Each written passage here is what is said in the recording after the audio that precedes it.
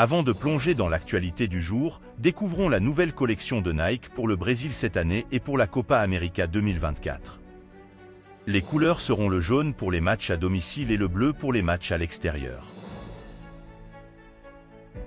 Élu meilleur manager de la Côte d'Ivoire lors de la récente Coupe d'Afrique des Nations, Anmers FAE continue de savourer cette victoire historique.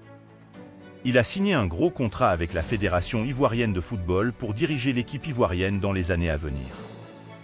Bien que le salaire exact de ce nouveau manager ivoirien n'ait pas été officiellement divulgué, certaines sources indiquent qu'il pourrait toucher entre 90 000 et 100 000 euros, soit environ 59 314 695,75 à 65 905 217,50 francs CFA. Alors que nous approchons du quart de finale de la Ligue des Champions entre le Real Madrid et Manchester City, Thibaut Courtois, longtemps absent suite à une grave blessure la saison dernière, est désormais déterminé à reprendre les rênes à 100%.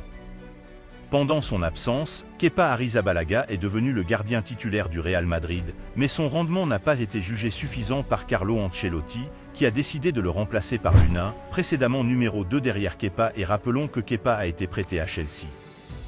Andri Luna, deuxième gardien du Real Madrid, a su convaincre les dirigeants méringués par sa qualité et sa détermination.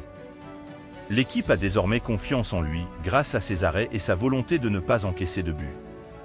Lors d'une conférence de presse, Ancelotti a été interrogé sur le retour de Courtois pour les prochaines rencontres cruciales du Real Madrid. Le technicien italien a répondu « Nous avons trouvé en Luna un grand gardien qui peut nous garantir de bonnes performances. Courtois reviendra, nous ne sommes pas pressés. » Moins visible lors de la Coupe d'Afrique des Nations, André Ayew, milieu de terrain des Black Stars, n'a pas bénéficié de beaucoup de temps de jeu lors de la précédente compétition, remportée par la Côte d'Ivoire. Il a rencontré des difficultés à exprimer son jeu sur le terrain et n'a malheureusement pas réussi à convaincre. Actuellement en poste au Havre Athletic Club en France, classé 13e du championnat avec 27 points, Ayew doit redoubler d'efforts pour hisser son équipe dans le top 10 du classement. Récemment, lors du match contre Clermont, lanterne rouge du championnat, André Ayew a marqué son 50e but en Ligue 1. Ce match s'est soldé par une victoire de Clermont sur le score de 2-1.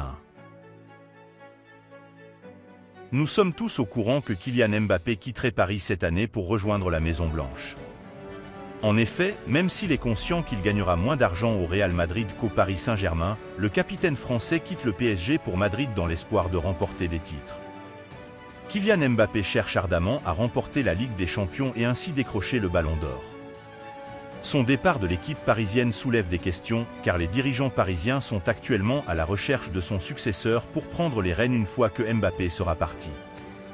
De plus, des sources révèlent que l'émir du Qatar, Tamim Ben Hamad Al Thani, aurait contacté les proches de Kylian Mbappé afin de détourner son regard de sa nouvelle destination. Selon ces informations, l'émir du Qatar aurait proposé une somme extravagante à Kylian Mbappé pour le maintenir au sein de l'équipe parisienne, mais en vain. L'offre aurait été refusée par l'entourage de la star française. Nous sommes donc arrivés à la fin de notre actualité d'aujourd'hui. N'hésitez pas à vous abonner et à aimer la vidéo.